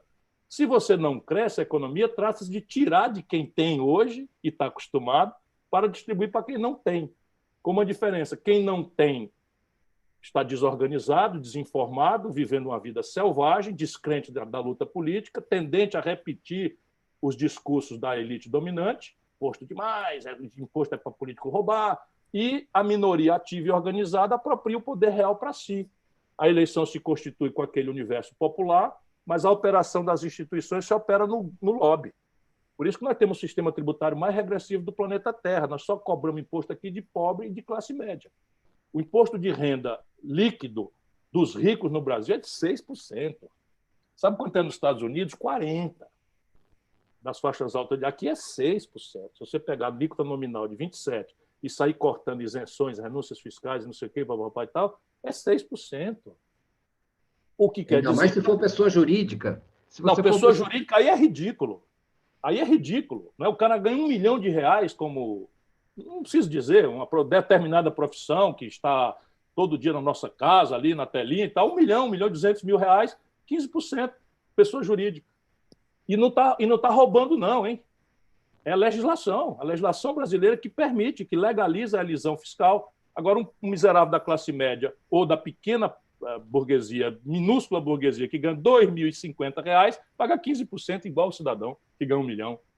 É um negócio de doido agora. Isso aí quer dizer o seguinte, margem tem. Então, crescendo, a gente já pode pensar. O resto é regulatório. E aí, o que é que nós temos que fazer? Ao invés de ter uma ideia para o Brasil, na sua complexidade fragmentária, nós precisamos descer e compreender as realidades verdadeiras do país. Então, vamos pegar aqui, o setor têxtil. O setor têxtil tem a China chegando e é um setor intensivo de mão de obra. Portanto, a relevância do custo do trabalho nesse setor especificamente, que tem um corte da competição globalizada e que é realmente peso, a gente tem que ter uma legislação com a audiência dos trabalhadores, dos sindicatos, para que eles não percam a empresa. O Brasil está se destruindo. Calçados. O Brasil tinha 60% do mercado de calçados populares da Europa quando eu assumi o governo do Ceará e montei aqui um polo calçadista que não tinha nada. Hoje nós somos o maior exportador do Brasil de calçados. Eu gosto de dar esses exemplos porque eu sou um fazedor, não sou um teórico, né? Embora dê muito valor à teoria, porque sem ela nós não vamos para canto nenhum. Mas, para além da teoria, eu sou um fazedor. O Ceará, que não tem nada, nem é sede da matéria-prima, nem é sede do mercado, tem a mais pujante plataforma de exportação de calçados populares do Brasil. Ganhamos de Franca, ganhamos do Rio Grande do Sul, etc. Por quê? Porque São Paulo e o Rio Grande do Sul não viram a emergência da China tomando 60% do mercado, que era nosso, virou 15%. Então, o que a gente faz? Nesses setores onde a intensividade de mão de obra, que é a razão pela qual eu elegi como prioridade, era emprego. Então, eu tenho que entender que eu não posso ter uma legislação trabalhista tão rígida que destrua a empresa. Agora você tem um outro setor, vamos lá, o setor metal mecânico. O setor metal mecânico, a intensividade de mão de obra cai relativamente, muito grande, de forma muito forte. Não tem um competidor global em todas as diversas plataformas de produtos, embora a China já tenha perfurado 20% do mercado de aços planos do Brasil. Mas são um país sangrado, é uma elite, sabe, eu quase que vê um palavrão. 20% do mercado de aços planos do Brasil perfurado pela China, que compra todo o minério de ferro nosso e da Austrália. O minério de ferro sai de Minas Gerais de trem, desce no porto lá no Sudeste, aí no Sudeste, atravessa o Canal do Panamá, atravessa, vai para o outro lado do mundo, é processado e volta a bobina para cá, que é um semi-elaborado, 20% do mercado brasileiro. Por conta de quê? Populismo cambial, juros escorchantes, burocracia estúpida, falta de apego à produção e de respeito à produção e uma rendição imoral, criminosa ao rentismo. Essa é a grande tragédia do Brasil, mas aí vamos lá, aqui tem que ter uma legislação que proteja o trabalho. Ou seja, a grande legislação deve proteger o trabalho, mas ter a flexibilidade para, entendendo que este ou aquele setor são mais sensíveis à cunha laboral, como custo, em cima de uma competição global, no mercado doméstico e de fora, que câmbio não corrija, ou que uma política de tarifa não corrija, é preciso que haja flexibilidade. E esse é o debate que nós temos que fazer. Eu fui dizer isso na CNI como candidato, levei uma mão de vaia. Sentado na CNI, do lado do presidente da CNI, que é um falido ex-industrial, falido, o presidente da Fiesp, ex-industrial, falido, e eu estou perdendo os amigos porque eu tenho que dizer isso. Não é? O presidente da CNI falido, o presidente da Fiesp falido, o presidente da Federação de Minas, que era o mesmo da CNI, falido, e o Brasil destrói a sua indústria entre os anos 80, que era 30%, e cai para 10%, ante o aplauso dos líderes da indústria brasileira. Qual é a explicação? É que a empresa quebra e ele, na pessoa física, está botando dinheiro na renda fixa. Isso está matando o Brasil. Muito bem. Tudo nos leva a crer que alguma coisa, esse programa econômico todo não está distante daquilo, mesmo do governo de que você participou, do governo Lula, que você participou como ministro, e que, na essência, parece que há muitas coincidências, ou pelo menos no diagnóstico, parece que há muitas coincidências, e vamos ver o que vai vir pela frente, não é isso? Não é bem verdade. Eu passei o governo Lula como ministro da Integração Nacional, formulando uma política de desenvolvimento regional que o Brasil não tem. Né? Então, e a questão regional no Brasil é muito mais grave do que se supõe. Por exemplo, São Paulo, quando eu vou estudar, descubro o Vale do Ribeira, que tem indicadores nordestinos de desenvolvimento humano. A metade sul do Rio Grande do Sul é a que mais regrediu economicamente nos últimos 20 anos. Não foi nenhuma região do semiárido ou do fundão da Amazônia. O Centro-Oeste já tem uma renda per capita superior à do Sudeste. Portanto, é preciso recompreender a inteligência do Brasil e explorar essas potencialidades diversas da nossa vida regional. Isso também eu tenho muita vivência. Mas eu passei os 4 anos que eu fui ministro brigando, porque nós trabalhamos... Veja, deixa eu lhe dar aqui um número. Quando o Lula tomou posse, se a gente fosse atualizar para o valor de hoje, a taxa de câmbio estaria próxima de R$11 por dólar. Percebe? Se fosse a valor atual, o dólar hoje bateu em 5,30. Estaria, se o Lula tivesse tomando posse hoje, a R$11 e fração. Quando o Lula entrega para Dilma, estava nominal 1,70, 1,75, e em termos reais 3,2, 3,20. Então, quando você pega a taxa de câmbio de 11 para 3,2, o que você fez? Você explodiu a capacidade de renda relativa da população, porque o consumo é relativo a preços indexados a câmbio, mais cedo ou mais tarde, e a turma foi para o consumo. Por isso as pessoas ficaram muito felizes. Mas o que aí teve a tal doença holandesa, né? Mas isso foi porque tinha um componente especulativo, mas tem uma outra distorção, que foi o governo Lula inteiro. Juros absurdamente altos. E uma equação fiscal imprudente em que a ideia de fazer um superávit primário nos fez abrir mão de uma receita de 70 bilhões de reais a valor da data por ano, que era a CPMF, sem nenhuma alteração do quadro orçamentário. Quando 10 dias úteis depois, votamos uma regulamentação da emenda 29 que aumenta em 70 bilhões de reais as vinculações com saúde pública. Então, o governo do Lula expandiu o crédito, 15% para 55% do PIB, melhorou o valor real dos salários pela manipulação da taxa de câmbio daquela altura para essa altura menor. Isso significa que a população que ganhava $100 a poder de compra no dia que o Lula tomou posse, quando o Lula entregou para a Dilma, estava ganhando $320. Aí o cara vira rei. E essa é a grande tragédia. Virou rei, só que o Brasil, ao mesmo tempo, era 30% lá em 80% de indústria, desceu para 11%. É a maior desindustrialização da história do mundo. Como é que o Lula escapa? Escapa porque a China, na contramão, que tinha uma indústria que era bem menor do que a brasileira em 80, hoje é 16 vezes a indústria nacional brasileira. A Coreia do Sul, que era muito menor do que o Brasil, hoje tem 7 vezes a indústria brasileira. Então foram na contramão, fizeram exatamente o oposto do Brasil, em todos os aspectos, mas nessas variáveis macroeconômicas especialmente, até hoje, e o resultado prático é que aquela expansão do crédito e aquela coisa quebrou na mão da Dilma. Por quê? Porque foi financiada com preços artificialmente altos de commodities. Os números são iluminantes do debate. Quando o Lula entrega o governo para Dilma, nós estamos vendendo uma tonelada de minério de ferro. Eu trabalhei na CSN, né?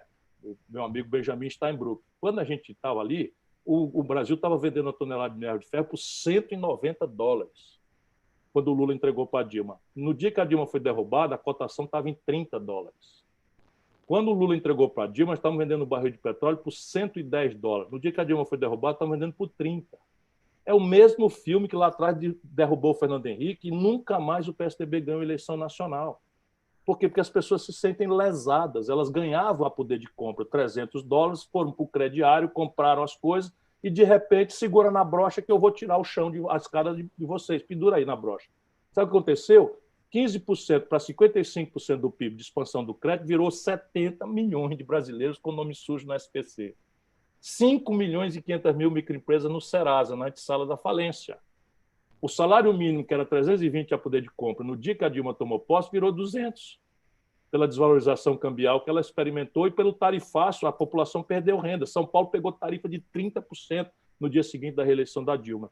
E eles acham que tudo isso é perseguição, que o São Lula não cometeu erro nenhum, né? Que o PT é infalível, tem a infalibilidade papal, e o povo brasileiro virou fascista. Ou gado, que é o que eles gostam de chamar nosso povo. Eu estou noutra. Eu quero me reconciliar com o povo brasileiro. Chegamos ao final. Tem muitas perguntas aqui sobre... eu vou ler algumas, mas você não precisa responder, é só para eu contemplar que os nossos queridos... Claro. O Gabriel Santos, desculpa, Ciro, Andréa Barbosa, Ciro, uma honra ter você aqui representando o meu Nordeste. Manda um beijo para a Bahia. Qual a sua opinião sobre a política? Beijo, Paterrinha. Qual a sua opinião sobre a política econômica diante da pandemia? O Renan Wesley pergunta: o que aconteceu com o Brasil que desde o fim da ditadura ainda não se encontrou com o país? A morte de Tancredo é peça-chave disto? Diana Tabarello, Ciro, fale mais sobre educação em Sobral e como estender isso ao país, e também sobre a valorização dos professores. Alan Cláudio Melo, qual o projeto que ele tem para as MEIs, PEC, pequenas empresas e startups que tanto crescem no mundo? Afinal, não existe emprego sem empresa e nem empresa sem trabalhador. E se o livro será livre em PDF para o povo ler? Gabriel Santos, Ciro, como sabemos, você tem buscado se diferenciar das ideias apresentadas por petismo e bolsonarismo, mas como fazer com que novas ideias atinjam as frações mais populares da sociedade? Rafael Ribeiro, quais as alternativas para o enfrentamento da violência no curto prazo, seja ela do narcotráfico, policial, homofóbica contra os nativos indígenas, etc. Tiago Ferreira, o que entender dos movimentos de 2013, sabendo que esses começaram por movimentos estudantis contra as ações do governo federal? Pode-se dizer que o governo PT não entendeu aquele movimento? O confessor lhe pergunta: gostaria de saber do Ciro como um projeto de governo pode se viabilizar no Brasil sem os acordos com o Centrão, historicamente muito apegado ao fisiologismo. Como governar escanteando esses grupos? Apesar das enormes diferenças jurídicas, é possível uma conciliação com o PT para viabilizar uma candidatura de maior expressividade? O Rafael, e aqui deixa eu ver, elas vão muito, muito abaixo. Me desculpem os outros, mas eu tinha que parar em algum lugar, e o Rafael, como eu citei o nome dele, não vou deixá-lo pendurado. Ciro, você diria que a teoria desenvolvimentista brasileira é suficiente para superarmos o subdesenvolvimento ou precisaríamos criar uma nova teoria? Quais medidas são necessárias para tornar a nossa política mais representativa? Essa foi a última pergunta que eu li, a mais. Uma audiência imensa, e nós temos que cortar em algum momento. Eu queria agradecer a todos que tornaram possível esse encontro antes da despedida do Ciro.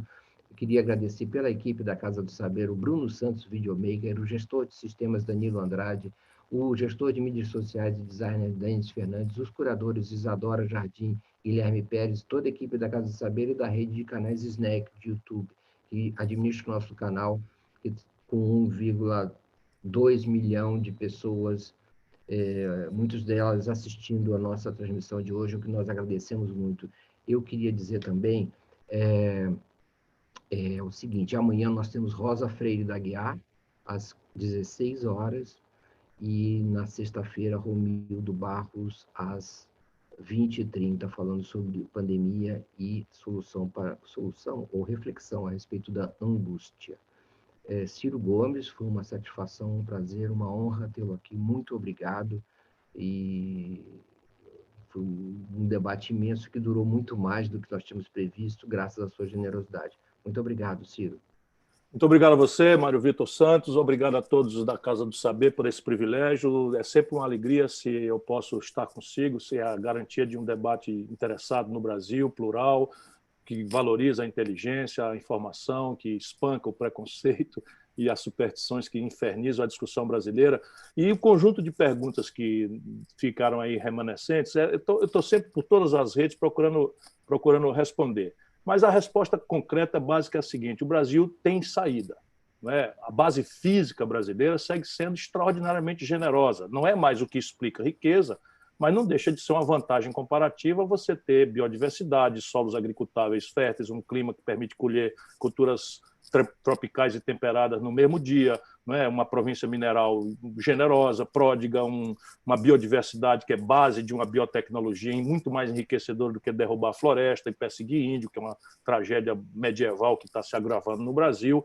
Petróleo em abundância pelos próximos meio século ainda é uma coisa relevante, se a gente souber como tratar esse assunto e não gastar por conta, como estão fazendo, botar isso num lastro que financie, né, coisas de longo prazo, tipo a educação, a emancipação do filho e da filha do trabalhador por uma escola qualificada que prepare para a vida, para o trabalho.